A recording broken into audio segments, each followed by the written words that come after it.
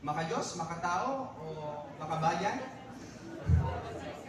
Alam niyo, bisan sa Osmeña, ginapara sabi ko yun dapat isara nato ng aton mindset sa in a religious mindset.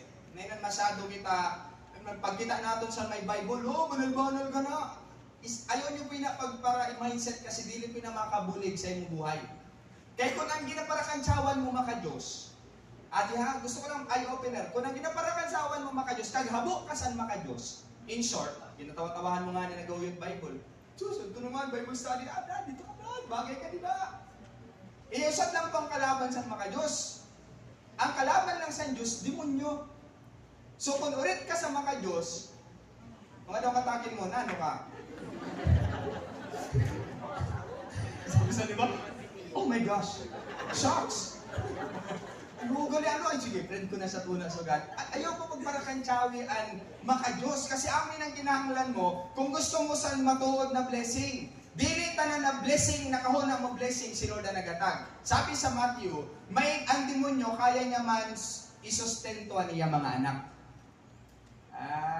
Pwede, gali. Kaya kawan mo blessing pero sustento gali ni Satanas. Kaya sabi sa katakin mo, kaninin na nabaton mo.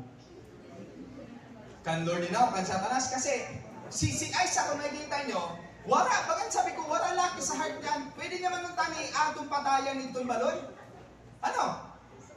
Ikaw ang naggapoy, ikaw ang tao man nagtrabaho, tapos naghalik ka ng ani, kaya mo, tapos sundan ka ng gyapon, ay wala, sunto ka na ini.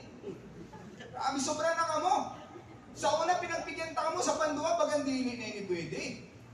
Pero nanon sabi ni Isaac, dili, haligapon kita.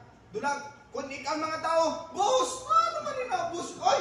Mahal ka lang, dili ka nagabukan. Basta magresmada na ang mga tao nila. Ay, bahala ka, boss. Ikaw naman magbukad sa masunod ha. Dili na kami, kapoy-kapoy na kami, boss. Ano naman hindi ka para hatag naman sa iba? Sobra ka na.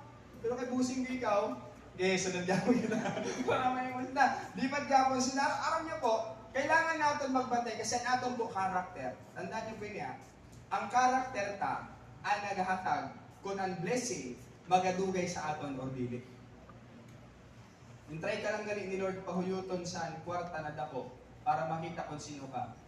Pero dili mo nagamit sa tama kasi ang imo karakter dili fit pa sa na kwarta. So nasayang siya. Napansin nyo, may mga sayang na opportunity na na-receive mo na nasayang kay dahil sa imo karakter. Pero pag may kuha kang karakter na maka-Diyos, na parehas haligad sa Ginoo kasi si Isaac